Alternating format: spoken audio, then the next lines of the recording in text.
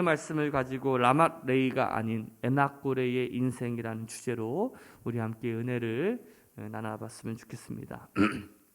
우리가 계속해서 이 삼손에 대한 이야기를 함께 나누고 있는데, 오늘 여러분들이 이 삼손의 이야기를 통해서 여러분들 자신을 좀 다시 우리가 비춰보는 시간들이 좀 되었으면 좋겠고, 다시 우리들의 믿음과 또 우리들의 신앙이 하나님을 다시 제대로 볼 수 있는 그런 믿음의 영안들이 열리시기를 주님의 이름으로 축복합니다. 요즘 제가 눈이 점점 이렇게 잘 안 보여지는 것 같아요. 신기하게 백신 맞은 이후로부터 이제 화면이 조금 이렇게 늦게 쫓아오는 듯한 느낌이 좀 있어요. 그리고 멀리 있는 것들 보더라도 뭔가 이제 그게 원래 보던 것 같이 보이는 게 아니라 조금 이상하게 보일 때가 있어요. 여러분들도 혹시 그러십니까? 가만히 보면 여러분들 중에 시력이 누가 제일 좋으신가? 뭐 2.0 있으십니까? 2.0? 나 1.5다. 렌즈 끼고 말고 그냥 이게 보면 사람들마다 이게 똑같은 것들을 보더라도요, 다 똑같은 눈으로 보는 게 아니더라고요. 각기 다 보는 것들이 다 달라요. 여러분들 가운데 생명이 있으십니까? 녹색, 적색, 생명이 있으신 분들도 있을 텐데, 여러분들 그 시력 검사할 때마다 이렇게 막 동그라미 막 이렇게 있는데 숫자 표시되어 있는 거 다 잘 맞추세요? 모르죠. 뭐 잘 맞추는지 못 맞추는지. 그냥 우리가 같은 눈이라고 해서 세상이 다 똑같이 보이는 게 아니에요. 시력에 따라서 우리가 달라지는데, 우리가 흔히 이 몽골인이 시력이 5.0이라고 하죠. 어마어마하게 잘 보인다고 하는데, 몽골인보다 더 시력이 높은 민족이 있어요. 태국의 모겐족이라고 하는 이 사람들은 8.0이래. 8.0. 어마어마하죠. 그 태국에 가면 그 모겐족이라고 하는 그 고산지대에 사는 그 사람은 시력이 8.0이래요. 매예요, 매. 그렇죠? 매. 또 시야에 따라서 우리가 보이는 것이 다른데, 우리 인간은요, 많이 봐봤자 이렇게 몇 정도 보일까요? 한 뭐 120도, 뭐 130, 180도 보이는 사람 손 들어보세요. 사파리예요. 좀 뭔가 이상한 거죠. 근데 말이요, 시야가 350도가 보이는데요. 이 눈이 이렇게 이쪽에 있으니까 350도가 보인다는 얘기는 가만히 있어도 웬만한 건 다 보인다라는 거예요. 그래서 경마장에 가면 이렇게 눈 가리개 한쪽만 볼 수 있도록 눈을 막잖아요. 그래서 왜냐면 시선이 집중되지 않고 앞만 보고 달려라라고 하면서 이제 말의 시야를 이렇게 하게 되는데, 360도가 보이는 동물이 있어요. 360도는 뭐예요? 다 보인다라는 거죠. 금붕어가 그렇대요. 금붕어는 시야가 360도 다 보인대요.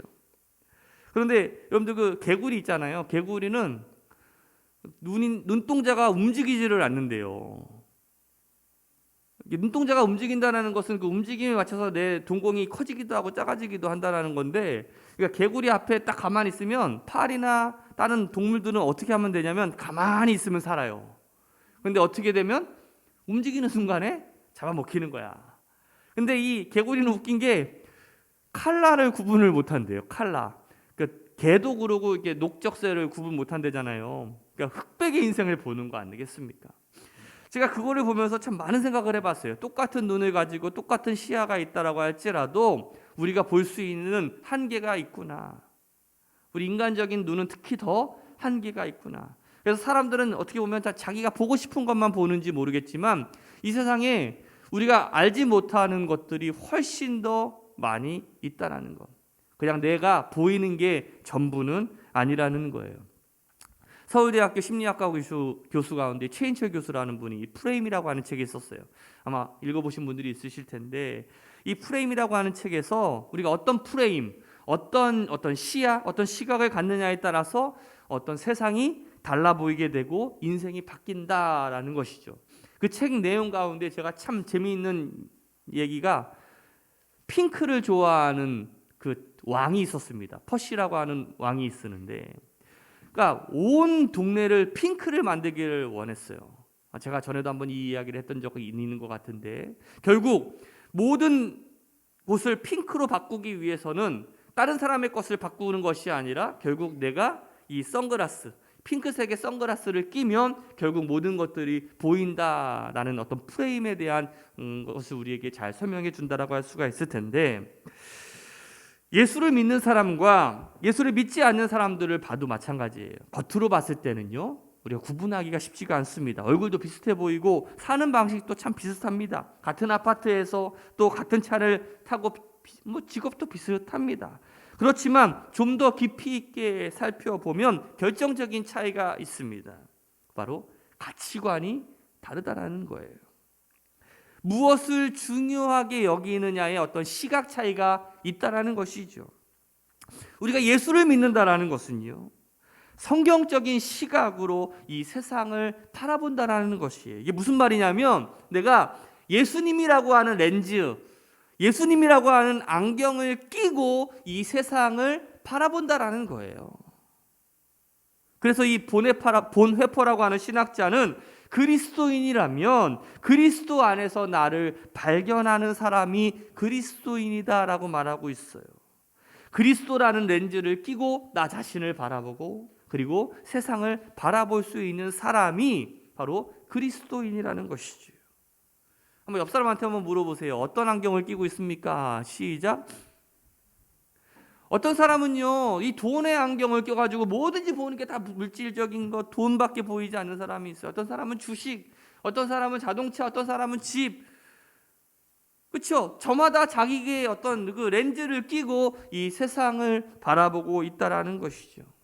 그러나 그리스도인은 바로 예수님이라고 하는 렌즈를 끼고 이 세상을 바라보는 존재라는 것이죠. 여러분들, 산상수훈의 팔복을 보세요. 복은요, 눈이 바뀌는 거예요. 눈이 바뀌는 거. 세상 사람들과 다르죠. 여러분들, 심령이 가난한 자는 복이 있나니, 애통하는 자는 복이 있나니, 의를 위하여 핍박당하는 자는 복이 있나니. 우리가 신앙의 눈으로 볼 때는 그것이 복인데 세상 사람들이 볼 때 그게 복입니까? 그렇지 않죠. 그러나 우리 그리스도인은 바로 눈이 바뀌었기 때문에 그것이 복임을 우리가 깨닫고 또 믿을 수 있는 사람이라는 것이죠. 오늘 삼손이 딥나의 여인과 결혼을 했습니다. 왜 했어요? 이뻐서 했어요. 이뻐서.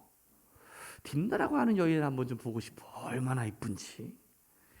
아마 늘씬해 보이고 너무나 이뻐가지고 그냥 뿅 같습니다. 가만히 제가 보면 이방 여인들이 참 더 예뻐 보이는 것 같아요.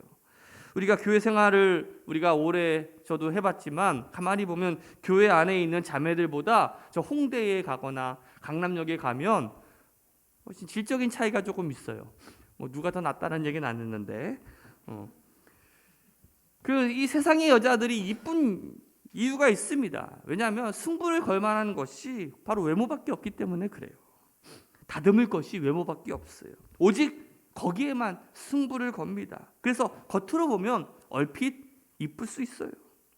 삼손은 그 외모에 이끌려서 이 딥나의 여인에게 끌려갔습니다. 그런데 결혼식을 올리고 나니까 당장 이 가치관의 충돌이 다가오게 되죠. 오늘 이 자리에도 우리가 부부들도 있고 우리 청년들도 있는데, 우리가 결혼을 경홀히 여기게 되면 바로 이런 문제에 부딪힐 수가 있어요. 어떤 껍데기의 매력으로만 우리가 끌려가다 보면 결국 그 가치관의 충돌이 오게 되고 결국 거기서 이것이 아닌데 라는 그런 어려움을 겪기도 됩니다. 오늘 삼손이 딥나의 여인과 결혼을 했는데 피로연부터 난리가 났잖아요. 기억나시죠? 수수께끼를 냈습니다. 어떤 수수께끼입니까? 먹는 것에서 먹는 것이 나하고 강한 것에서 단 것이 나왔다. 이걸 누가 맞춰요? 그렇죠? 자기가 경험한 것을, 우리가 자기 혼자만 경험한 것을 누가 맞히겠어요? 그런데 이 블레셋 사람들이 보통이 아니었죠. 어떻게 합니까? 그 아내를 협박을 해가지고 그 여자의 눈물을 호소해서 결국 삼손에게 그 비밀을, 그 수수께끼의 답을 알아내게 됩니다. 그래서 결국 삼손이 어떻게 됩니까? 막 승질내고 막 그냥 난리치는 장면이 우리가 지난 시간에 말씀을 나눴잖아요. 삼손이 화가 나가지고 집으로 돌아가 버렸어요. 그리고 한동안 잠잠합니다. 자, 그런데 이 딥나의 그 여인의 아버지는 삼손이 이렇게 화를 내고 집으로 가 버렸으니까 이제 다 끝났다라고 여겼나 봐요. 이제 결혼도 다 취소되고 모든 것이 다 끝났다라고 생각을 했던 것 같아요. 그래서 어떻게 됩니까? 그 딸을 그냥 친구에게 줘버려요. 이게 말이 됩니까, 여러분들? 우리 14장 19절과 20절 말씀 한번 읽어봅시다. 시작. 여호와의 영이 삼손에게 갑자기 임하심에 삼손이 아스글론으로 내려가서 그곳 사람 30명을 쳐 죽이고 노력하여 수수께끼 푼 자들에게 옷을 주고 심히 노하여 그의 아버지의 집으로 올라갔고 삼손의 아내는 삼손의 친구였던 그의 친구에게 준 바 되었더라. 자, 19절까지는 여기 삼손이 그의 아버지 집으로 올라갔다는 얘기는 그냥 집으로 떠나가 버렸다는 것이고, 20절은 바로 그 아내를 삼손의 친구에게 주었다라는 거예요. 그럼 이게 말이 됩니까? 여기에서 알 수 있는 게 뭘까? 이 사건 자체가 정말 너무나 말도 안 된다라고 여길 수도 있지만, 우리는 여기에서 이 삼손의 장인이 가지고 있던 어떤 가치관을 우리가 엿볼 수가 있습니다. 삼손의 장인은요, 이 결혼을 결코 심각한 것으로, 신성한 것으로 여기지 않았다라는 것이, 이 결혼을 정말 중요하게 여기는 것이고 신성하게 여겼더라면 절대 이렇게 할 수가 없지요. 그냥 결혼이 별게 아니구나, 그냥 결혼이라는 것이 그냥 눈 맞으면 사는 거고 수틀리면 헤어지는 것이구나, 그냥 이 정도의 도덕관을 가지고 있었다라는 것이, 그런 가치관을 가지고 있었기 때문에 이런 일이 쉽게 일어나고 말았죠. 이것이 바로 이 세상 사람들, 바로 블레셋 사람들의 결혼관이라고 할 수가 있어요. 바로 하나님의 말씀을 떠난 사람의 결혼관이라고 할 수가 있습니다. 제가 반면에 삼손은 어떻습니까? 바로 이방의 여인과 결혼을 하는 어떤 불순종을 범했지만 어려서부터 어떤 신앙 교육을 받지 않았어요. 그래서 결혼의 순수성에 대한 어떤 신성함에 대한 그런 의식이 있었어요. 아무리 내가 화를 내고 다투고 집으로 돌아갔지만 다시 그 감정이 좀 사그러드니까 그 아내를 데리러 갑니다. 그런데 염소 새끼를 그 선물로 가지고 가죠. 그 당시 염소 새끼는요, 굉장히 중요한 어떤 큰 선물이었어요. 이 선물을 가지고 장인의 집으로 찾아갔는데 거기서 어떤 일이 일어납니까? 자기 부인이 친구의 손에 끌려가 버렸다는 얘기를 듣는 거예요. 제가 요즘에 그 그림에 조금 빠져 있는데, 이게 렘브란트의 장인을 협박하는 삼손이라고 하는 그림인데요. 여러분들 잘 보이시진 않을지 모르겠는데 한번 나중에 한번 검색을 한번 해봐서 보세요. 이게 주먹 쥐고 있는 게 누굴까요? 머리 길어가지고 그게 삼손인데, 그 문 밖으로 이렇게 고개를 쑥 내밀고 있는 그 저 빨간 모자의 사람이 그 딥나 여인의 아버지입니다. 근데 여러분들 그 표정을 보시면 그 장인의 모습이 참 특이해요. 이게 보통의 모습이 아니라 참 심오한 모습이라고 할 수가 있어요. 자, 이 장인이 그 화를 내는 그 삼손에게 여러분들 어떻게 하는지 아십니까? 2절 말씀을 보세요. 같이 한번 읽어봅시다. 시작. 이르되 내가 그를 심히 미워하는 줄 알고 그를 내 친구에게 주었노라. 그의 동생이 그보다 더 아름답지 아니하냐. 청하노니 너는 그를 대신하여 동생을 아내로 맞이하라 하니. 이게 무슨 말이에요? 야, 언니보다 동생이 더 예뻐. 그러니까 동생 가져가. 이게 무슨 말이 되는 이야기입니까? 이것이 블레셋 사람의 결혼관이에요. 뒤죽박죽 그냥 자기 멋대로죠. 삼손은 이제까지 정말 그 예쁜 것만 좋아하다가 마음이 끌려다니는 인생을 살았잖아요. 근데 만약에 계속해서 그런 인생을 살았다고 하면, 더 예쁜 동생을 준다고 하면 어떻게 해야 돼요? 그냥 더 끌려가야 되는데, 그런데 삼손은 거기서 더 이상 가지 않아요. 속지 않았습니다. 왜냐하면 삼손은 기본은 살아있기 때문에 그래요. 한번 따라합시다. 기본이라도 합시다. 우리 새로남교회 성도들, 우리 믿는 사람들, 우리가 적어도 기본은 해야 돼요. 기본은. 그러나 정말 성숙하고 정말 멋진 크리스천이라는 것은 기본으로 끝나서는 안 되고 우리가 앞으로도 나아가고 성장하고 성숙하고 자라가야 됩니다. 오늘 우리 새로운학교 성도들이 그런 사람들이 되었으면 좋겠어요. 그냥 기본에서만 그치는 인생이 아니라 자라고 성숙하고 나아가는 우리 새로운학교 성도들 되시기를 주님의 이름으로 축복합니다. 오늘 말씀을 보면 라맛레히라는 단어와 에낙고레라고 하는 단어가 나와요. 이 라맛레히라는 뜻은요, 높은 곳, 높은 산이라는 뜻이고, 레히라는 것은 턱뼈라는 뜻입니다. 그러니까 다시 말하면 이 턱뼈로 만들어진 높은 곳, 높은 산이라는 뜻이죠. 이 단어가 나오게 된 스토리가 어떻게 되는지 아세요? 우리 15장 16절 17절에 같이 한번 읽어봅시다. 시작. 이르되 나귀의 턱뼈로 한 더미 두 더미를 쌓았으며 나귀의 턱뼈로 내가 1000명을 죽였도다 하니라.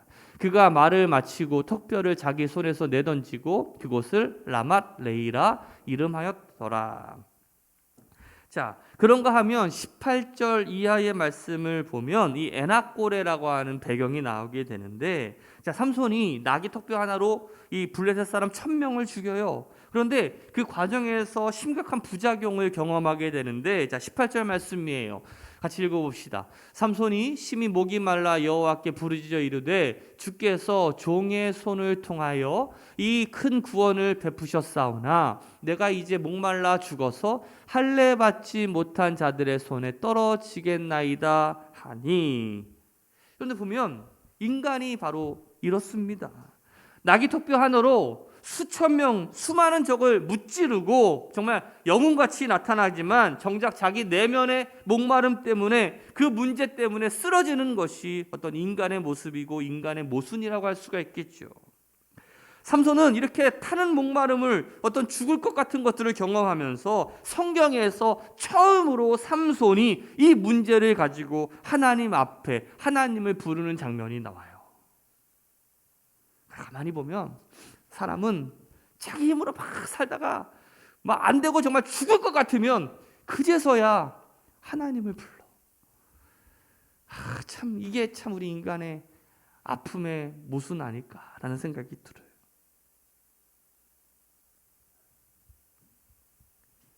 우리 19절 말씀을 같이 한번 읽어볼까요? 시작. 하나님이 레이에서 한 우묵한 곳을 터뜨리시니 거기서 물이 솟아나온지라. 삼손이 그것을 마시고 정신이 회복되어 소생하니 그러므로 그 샘 이름을 에낙고레라 불렀으며 그 샘이 오늘까지 레이에 있더라.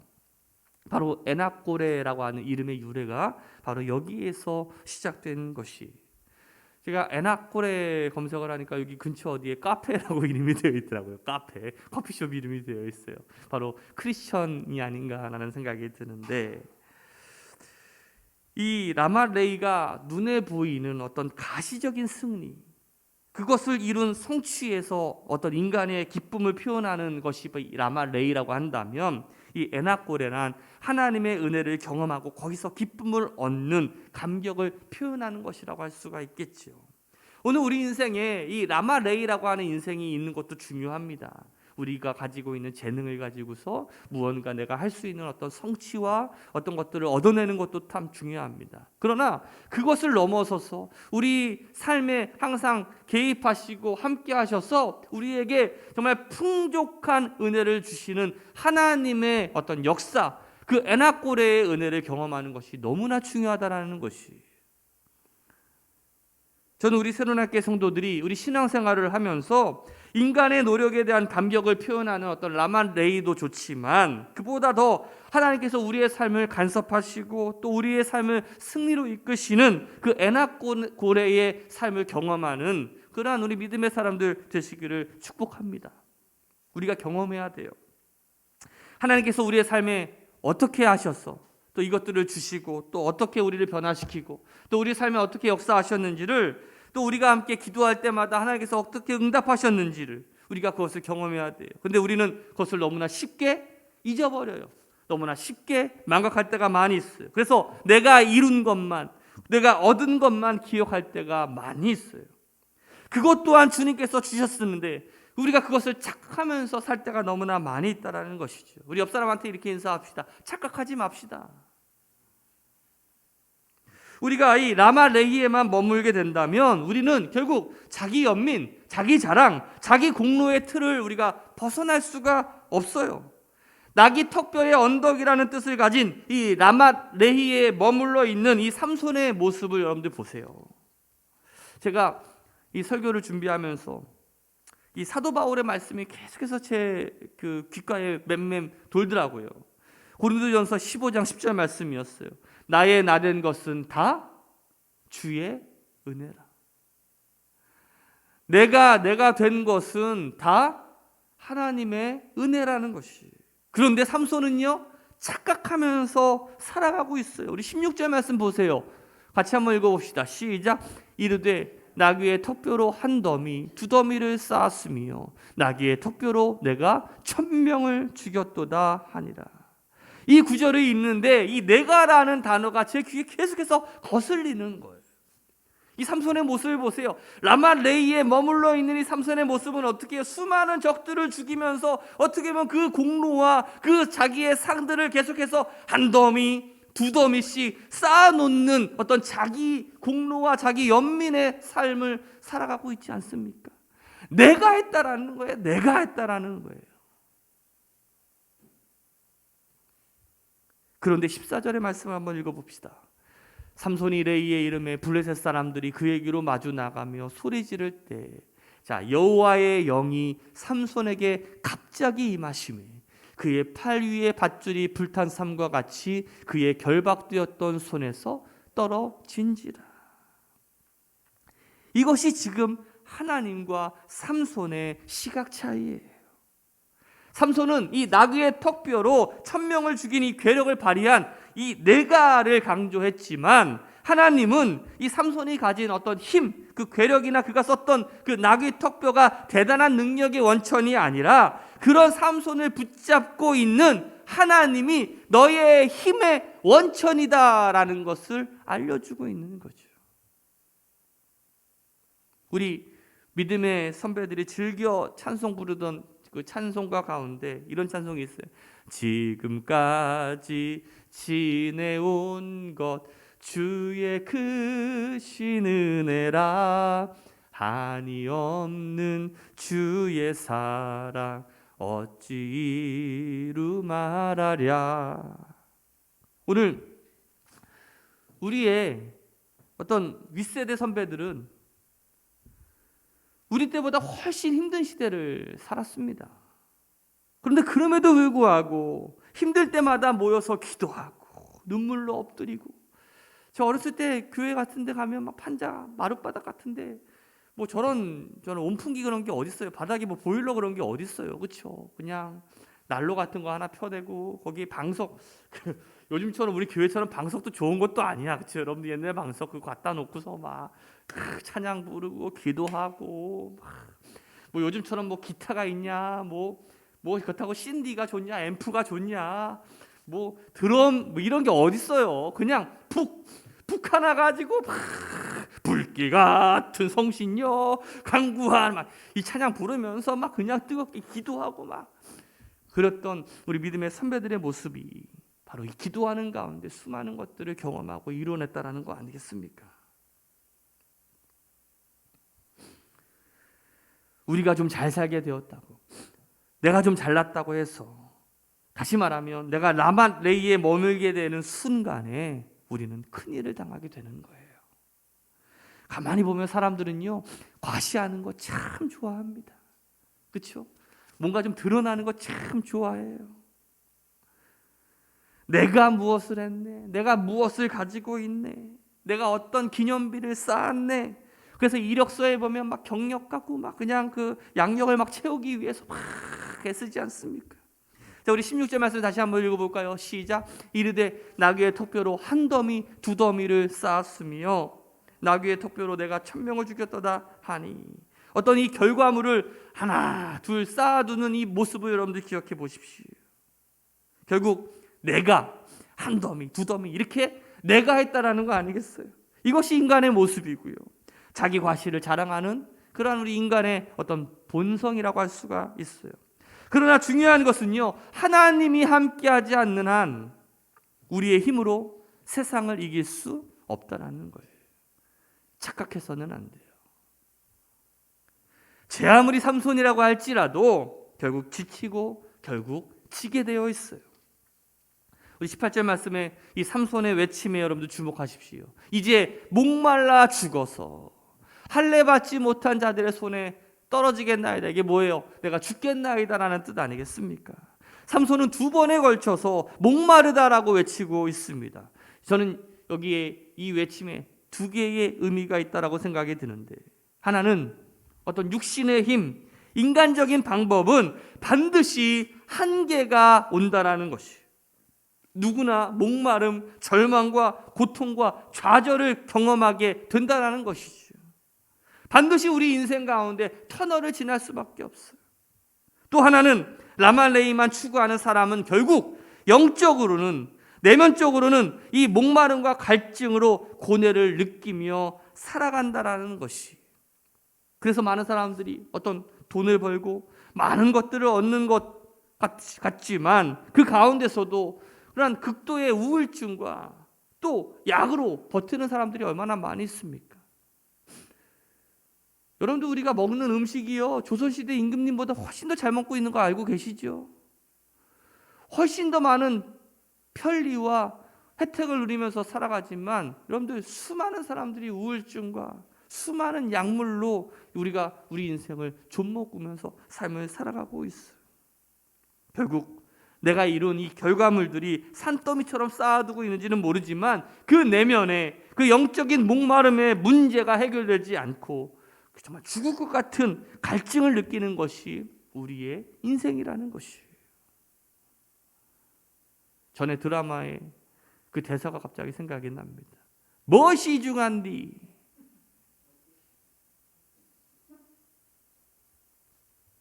그렇기 때문에 우리가 이 초라한 라말레이의 자리에서 벗어나서 빨리 하나님의 은혜를 아는 그 에낙 고레의 자리로 나아가야 됩니다. 우리 사랑하는 새로운학교 성도 여러분들, 오늘 여러분들의 영적인 눈이 열리시기를 주님의 이름으로 축복합니다. 우리가 최선을 다해서 삶을 살아가되 우리의 도우심이 되시는 그 하나님의 은혜를 우리가 잊지 않고 살아가야 돼. 바로 이 성도들은 바로 그리스도라고 하는 렌즈를 가지고 이 세상을 바라보는 사람들. 오늘 우리가 항상 우리가 하나님을 표현할 때 에베네셀의 하나님, 임마누엘의 하나님, 여호와 이레의 하나님을 우리가 고백하지 않습니까? 지금까지 함께 하신 하나님을 우리가 에베네셀이라고 부르고, 지금 나와 함께 하시는 하나님을 우리가 임마누엘이라고 부르고, 우리가 앞으로 우리에게 더 좋은 것들을 준비하고 계시는 분을 우리가 여호와 이레라고 하는데, 우리는 하나님 없이는 안 된다라는 사실이에요. 오늘 다시 한번 우리의 삶에 하나님이 함께 하시는 삶을 살 수 있도록 우리가 영적인 눈을 가지고 살아가는 우리 새로운학교 성도들 되시기를 주님의 이름으로 축복합니다.